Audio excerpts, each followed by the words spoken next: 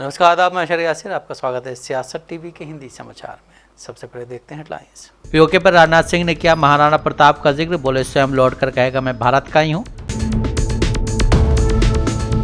जयराम रमेश ने ट्रंप के बार बार भारत पाक युद्ध विराम के दावों पर प्रधानमंत्री की चुप्पी पर उठाया सवाल। कांग्रेस नेता उदित राज ने मोदी पर साधा निशाना, कहा मोदी की फर्जी सर्जिकल स्ट्राइक का महिमा मंडल कर रहे हैं थरूर। आतिशी और सौरभ ने पेश किया रिपोर्ट कार्ड, बीजेपी के 100 दिन के कार्यकाल में दिल्ली वालों का जीवन नर्क। नेहा सिंह राठौर बोले क्या आप महिलाएं बीजेपी नेताओं का दिया सिंदूर लगाएंगी, ये हिंदू संस्कृति का अपमान नहीं। ट्रंप सरकार ने कोर्ट में कहा टैरिफ लागू नहीं हुआ तो टूट सकता है भारत पाकिस्तान सीजफायर। अब समाचार विस्तार से। देश के रक्षा मंत्री राजनाथ सिंह ने सीआईए के वार्षिक व्यापार शिखर सम्मेलन 2025 के उद्घाटन समारोह को संबोधित किया। इस दौरान उन्होंने पीओके में रह रहे लोगों को लेकर कहा कि वो लोग भारत की मुख्य धारा में कभी न कभी जरूर वापस लौटेंगे। उन्होंने कहा कि मैं जानता हूँ वहाँ के ज़्यादातर लोग भारत के साथ एक जुड़ाव महसूस करते हैं, लेकिन कुछ हैं जिन्हें भटकाया जा रहा है। राजनाथ सिंह ने आगे कहा कि पीओके में रह रहे हमारे भाइयों की स्थिति कुछ ऐसी ही है जैसे वीर योद्धा महाराणा प्रताप के छोटे भाई की थी। स्वाभिमान, आत्मा की आवाज और स्वेच्छा से भारत की मुख्य धारा में कभी न कभी जरूर वापस लौटेंगे। मैं जानता हूं वहां के अधिकांश लोग भारत के साथ एक जुड़ाव महसूस करते हैं। बड़ी संख्या है जो भारत के साथ जुड़ाव महसूस करती है। पीओके में कुछ गिने चुने ही हैं जिन्हें भटकाया गया है, गुमराह किया गया है। पीओके में रहने वाले हमारे इन भाइयों की स्थिति कुछ ऐसी ही है जैसे वीर योद्धा महाराणा प्रताप के छोटे भाई शक्ति सिंह की थी।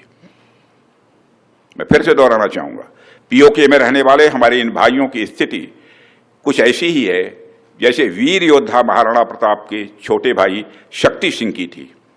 छोटे भाई शक्ति सिंह के अलग हो जाने पर भी बड़े भाई महाराणा प्रताप का विश्वास अपने छोटे भाई के प्रति बना रहता है और वह बड़े विश्वास के साथ कहते हैं कि तब कुपंथ को छोड़ सुपथ पर स्वयं चला आएगा, मेरा ही भाई है मुझसे दूर कहां जाएगा।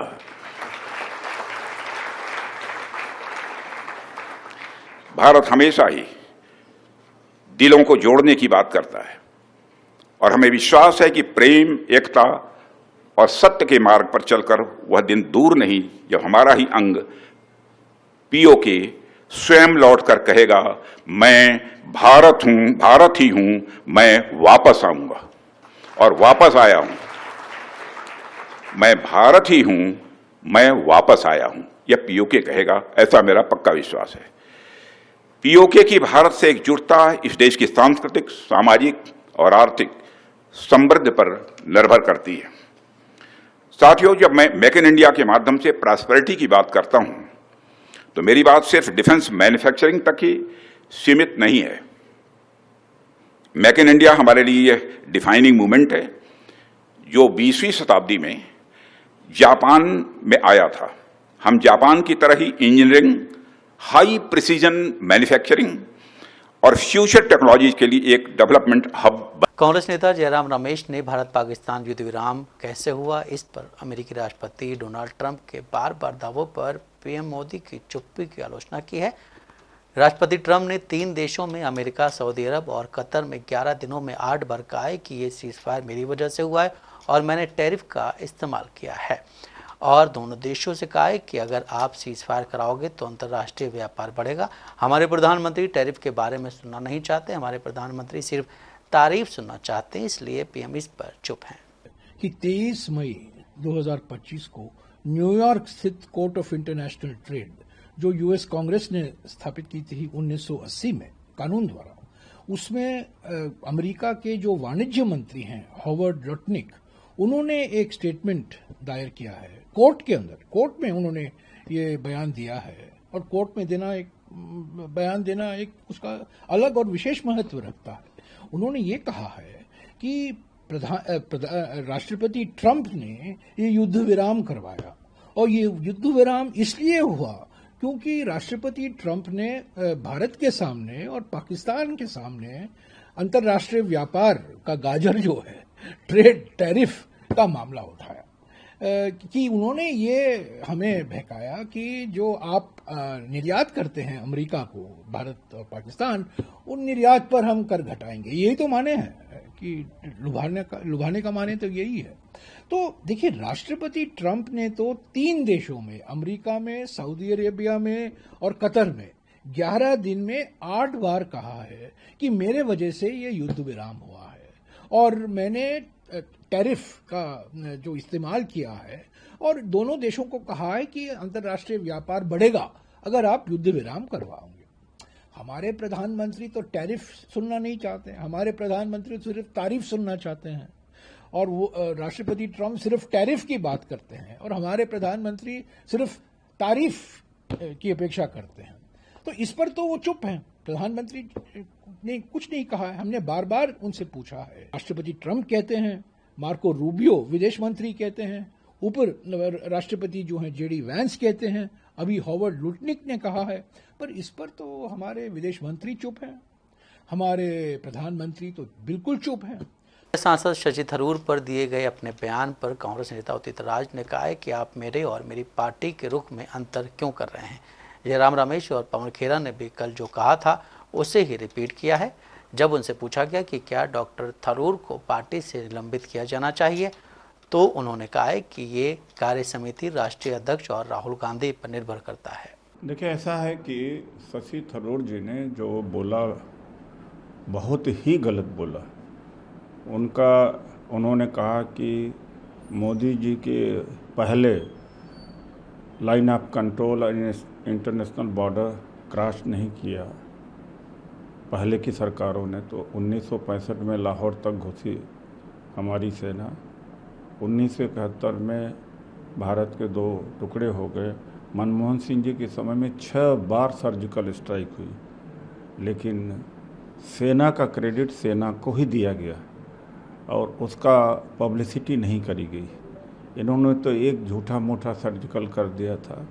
6 सर्जिकल स्ट्राइक किया था मनमोहन सिंह सरकार ने, लेकिन बात बाहर आई नहीं। होना यही चाहिए कि इलाज भी हो जाए और उसका पब्लिसिटी नहीं होना चाहिए, एक बात। दूसरी बात है कि शशि थरूर जी गए हैं या डेलीगेशन जो गया है पाकिस्तान की पोल खोलने के लिए, कांग्रेस का इतिहास मिटाने के लिए नहीं किसी को इजाज़त दी जा सकती है कि जा कर के वहाँ से कहना कि मोदी जी के पहले कोई इंटरनेशनल बाउंड्री क्रॉस नहीं किया, LOC नहीं क्रॉस किया। एब्सोल्युटली रॉन्ग, ये मानसिक बेईमानी है। तो और दूसरी बात कि जो किरण रिजिजू जी ने जो एक्स पर पोस्ट किया है और जो अटैच किया है, वो हमने जो बोला वो वाला अटैच नहीं किया है कि ये बताएं कि इंटरनेशनल बाउंड्री LOC क्या पहले नहीं क्रॉस किया गया था। तो इनके लिए देश का हित पैरामाउंट नहीं है, कांग्रेस के लिए है। आप विदेश की धरती से भी कांग्रेस की आलोचना करेंगे। कांग्रेस नेता विजय वडेट्टीवार ने कहा है कि जब मणिपुर में राष्ट्रपति शासन लगने के बाद भी हालात नहीं सुधर रहे हैं तो इन बीजेपी NDA वाले लोगों को वहां सरकार बनाने का क्या अधिकार है। हमारी मांग होगी पहले स्थिति सामान्य करें और फिर चुनाव कराएं।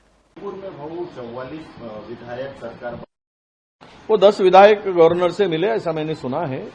अभी तो ये देखिए, वहां के गवर्नर को रोड से प्रवास नहीं कर सकते, ऐसी मणिपुर की स्थिति है। उसको चापर से भागना पड़ता है। अगर गवर्नर हाउस में जाना है तो वो चापर से जाना पड़ता है, वो रोड से जा नहीं सकते। ये स्थिति है, तो ये क्या सुधारेंगे गवर्नमेंट बनाकर, जबकि राष्ट्रपति शासन होने के बाद भी नहीं सुधर रहा है। जो मणिपुर की स्थिति बनी इन लोगों के, नालायक लोगों की वजह से ही बनी है। तो इनको क्या अधिकार है वहां पे सरकार बनाने का? ये सरकार बननी नहीं चाहिए। अभी गवर्नर का काम है, गवर्नर जब तक है तो उसमें सुधार लाओ, स्थिति नॉर्मल होने के बाद में फिर करो, ये हमारी मांग रहेगी। ये देखो, भावनिक बीजेपी का लोगों को भावनात्मक दृष्टि से गुमराह करने की बात होती है हमेशा। अगर सच्चाई है तो संजय जी राउत बोल रहे तो वो करना चाहिए ना। उनको किसने रोका है? दिल्ली से गली तक उनकी सरकारें है, तो रोका किसने?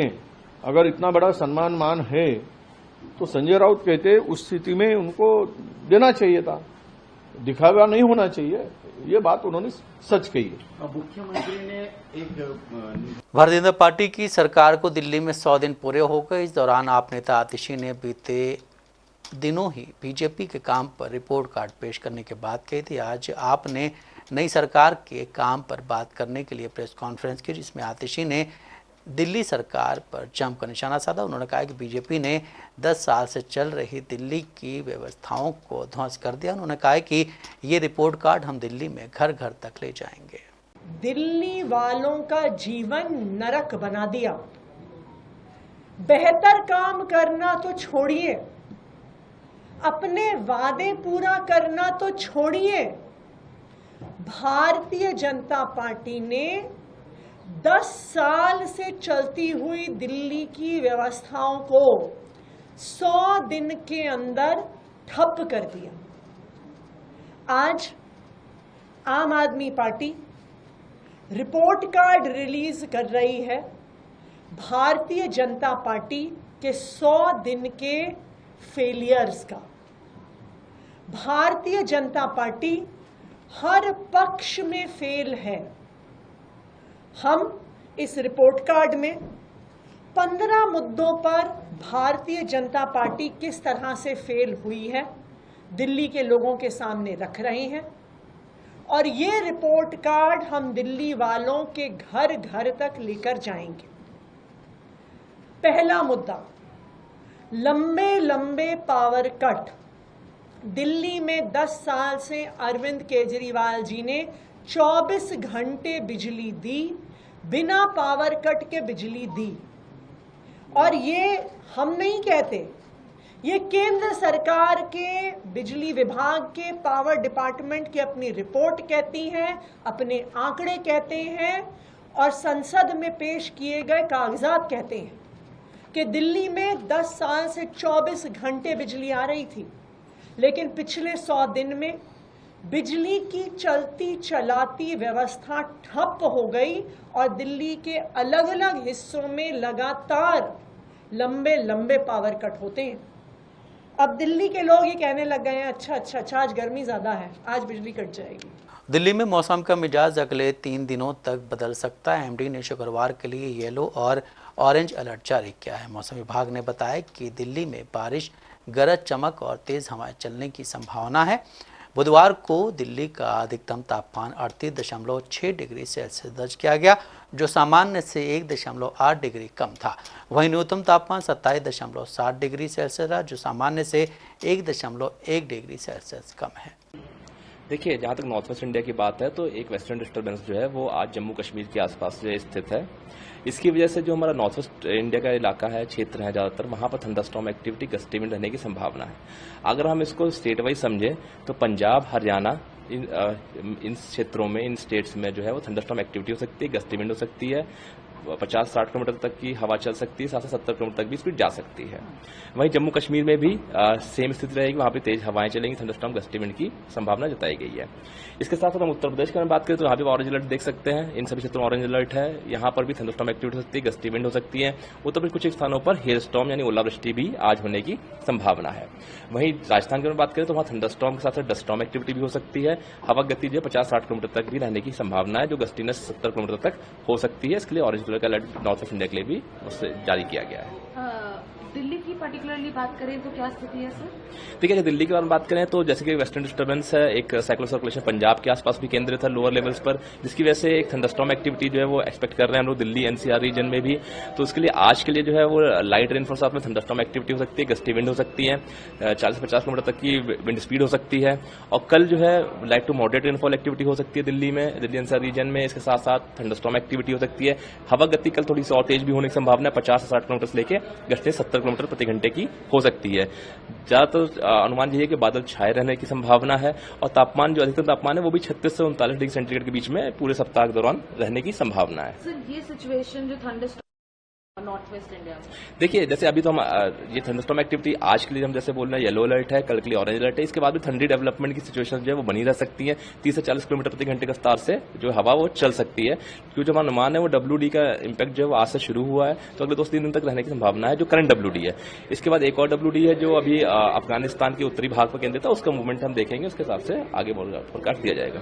करंटली कोई नहीं कर रही है? देखिए, कल के दिन तो हीट वेव कंडीशंस कहीं भी रियलाइज नहीं हुई हैं, तो इस वजह से आज भी बहुत ज्यादा चांसेस नहीं है, लेकिन जरूर कल और परसों जो है जो पश्चिमी राजस्थान में कुछ एक स्थानों पर हीट वेव आ सकती है, वहां 45 डिग्री टेम्परेचर जो है वो पहुंच सकता है। मोदी सरकार ने ऑपरेशन सिंदूर की सफलता के बाद अब ये तय किया है कि महिलाएं उपहार के रूप में सिंदूर दिया जाएगा। 9 जून से इसकी शुरुआत होगी और घर घर सिंदूर पहुंचाया जाएगा। यह अभियान 1 महीने तक चलेगा। भोजपुरी सिंगर नेहा सिंह राठौर ने इस पर आपत्ति जताई है। नेहा सिंह राठौर ने ट्वीट कर लिखा है कि क्या अब देश की महिलाएं भाजपा नेताओं का दिया सिंदूर लगाएंगी? क्या ये हिंदू संस्कृति और परंपरा का पान नहीं है? ऑपरेशन सिंदूर में बहादुरी दिखाने के बाद नरेंद्र मोदी की सरकार ने तय किया है कि वो अब घर घर सिंदूर पहुंचाएगी। अरे हंसिए मत भाई, एकदम पक्की खबर है। पाकिस्तान के सामने इस सरकार की वीरता और ज्यादा जाहिर हुई होती तो ये लोग घर घर जाकर सिंदूर के साथ बिंदी, बिछुआ, महावर, नेल पॉलिश, जूड़ा और कंघी भी बांटते, तीज खिचड़ी भी पहुंचाते। अरे आप लोग फिर से हंसने लगे। अच्छा, वो जो सिंदूर दिया जाएगा उसकी डिबिया पर तस्वीर किसकी छपी होगी? कहीं ऐसा तो नहीं कि यहाँ भी वही दिखेंगे? मैं बिहार और पूरे देश की महिलाओं को सलाह देना चाहूंगी कि जब ये भाजपाई सिंदूर लेकर आपके घर आए तो आप लोग बाहर न निकलें। भाजपाइयों के सामने बाहर क्यों नहीं निकलना है ये बताने की जरूरत तो नहीं पड़ेगी ना। सोच कर देखिए, एक तो भाजपाई ऊपर से सिंदूर लेकर आया है और अब आपका दरवाजा खटखटा रहा है। आपको क्या लगता है, आपको दरवाजा खोलना चाहिए? मेरी बहनों, हाथ जोड़ती हूं, आप लोग दरवाजा मत खोलिएगा, लक्ष्मण रेखा मत लागिएगा, क्योंकि इन लोगों का चाल चलन ठीक नहीं है। और बंद दरवाजे के पीछे से ही डांट दीजिएगा और बताइएगा कि अपने पति का दिया सिंदूर लगाया जाता है, किसी पराये मर्द के हाथ का सिंदूर नहीं लिया जाता। सिंदूर, बिंदी, बिछिया, महावर, कंघी, नेल पॉलिश, तीज, खिचड़ी, गवना, दोंगा, कोहबर, माड़ो, छठी, बरई, इन सबसे आपको क्या मतलब है भाई?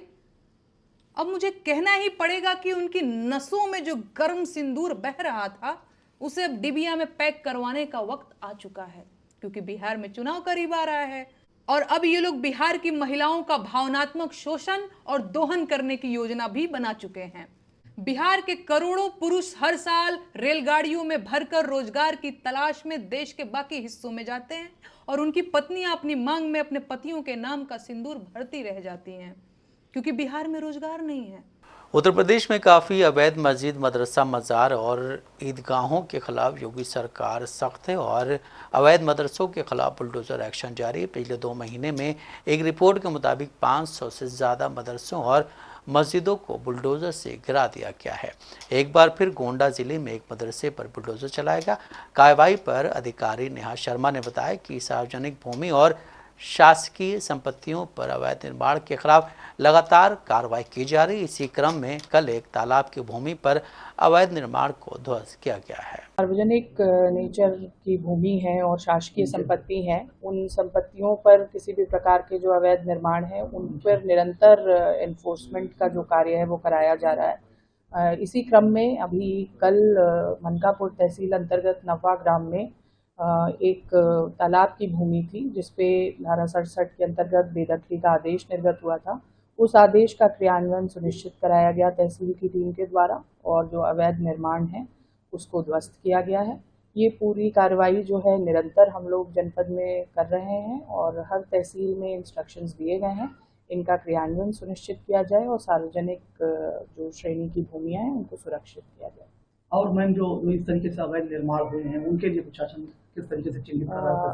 सभी तहसीलवार हम लोगों ने चिन्हीकरण को इसको इंश्योर किया गया है, हर लेखपाल को इस पे ड्यूटी दी गई है और विशेष रूप से जो 67 के आदेश हैं काफ़ी समय से उनका इम्प्लीमेंटेशन नहीं हो पाया है, तो उसका एग्जीक्यूशन कराने का जो कार्य है उसके लिए हम लोगों ने चिन्हित करके लिस्टिंग की है और ये कार्य जो है निरंतर चलेगा।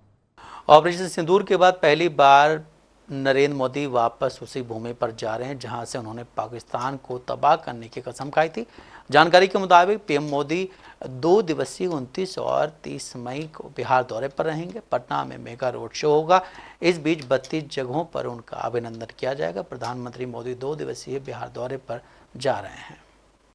देखिए, आज इतना मन खुश है कि पाटलिपुत्र के धरती पर प्रधानमंत्री जी आ रहे हैं और एक गाना मन से गुनगुना रहा हूं सुबह से ही।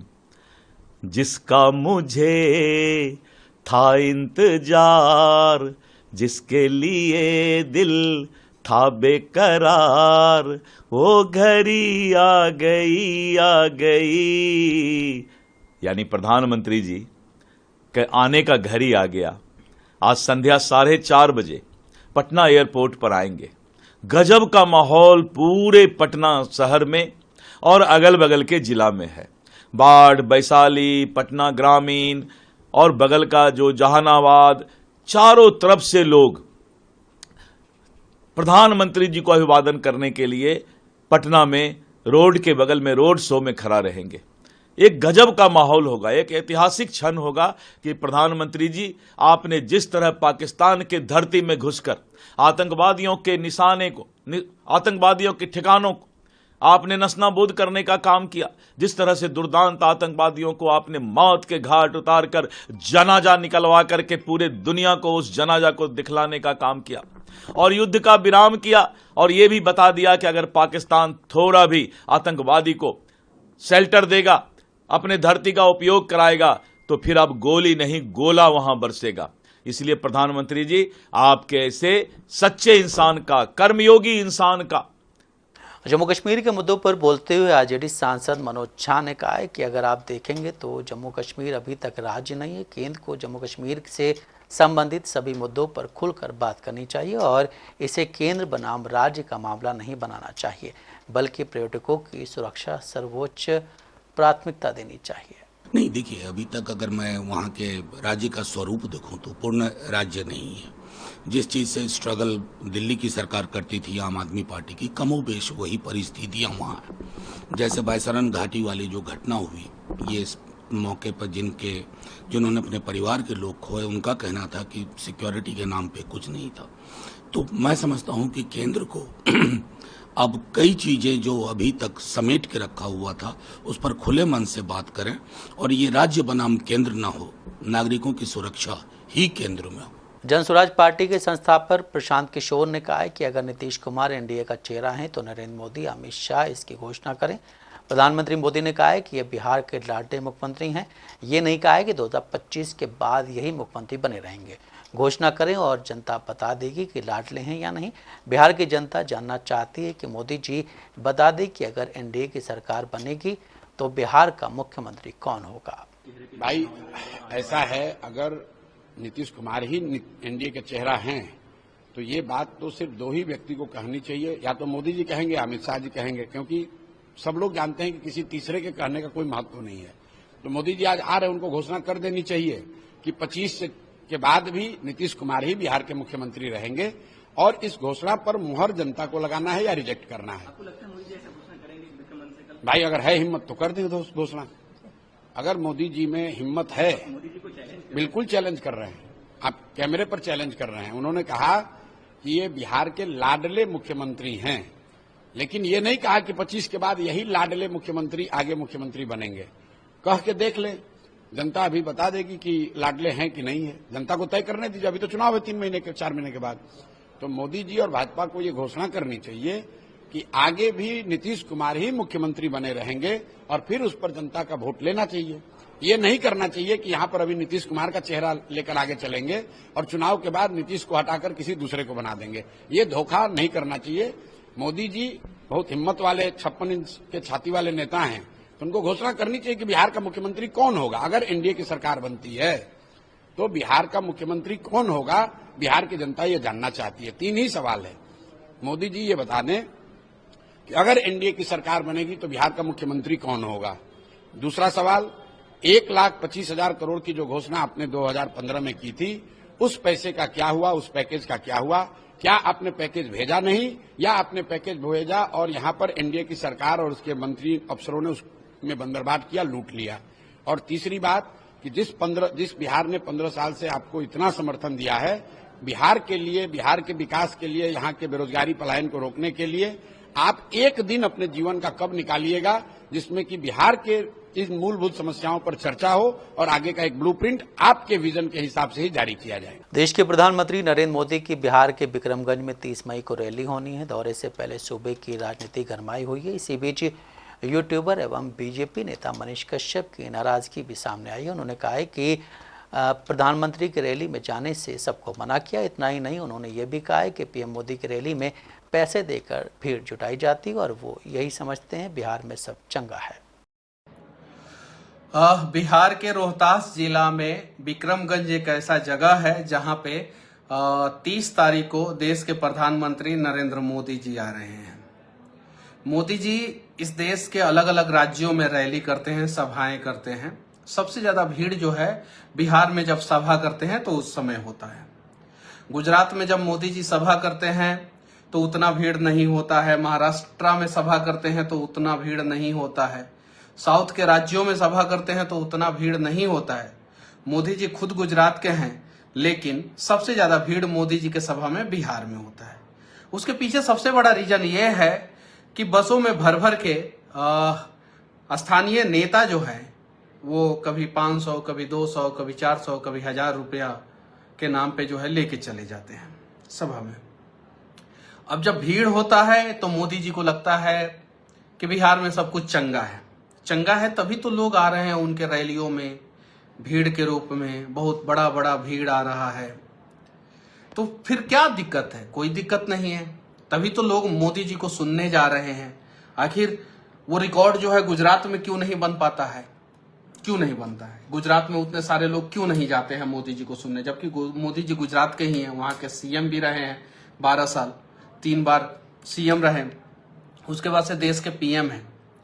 लेकिन आप उठा के देख लीजिए मोदी जी का 10 बड़ा रैली तो 10 में से 10 बिहार का होगा, जनसंख्या के हिसाब से, पॉपुलेशन के हिसाब से, मतलब कि उस रैली में जो लोग भीड़ लगाते हैं उस हिसाब से सबसे ज्यादा भीड़ जो है बिहार में होता है। अमेरिकी राष्ट्रपति डोनाल्ड ट्रंप भारत और पाकिस्तान के सीज फायर को लेकर अभी तक कई जगह दावा कर चुके हैं। ट्रंप ने कहा था कि उन्होंने सीज फायर में अहम भूमिका निभाई थी।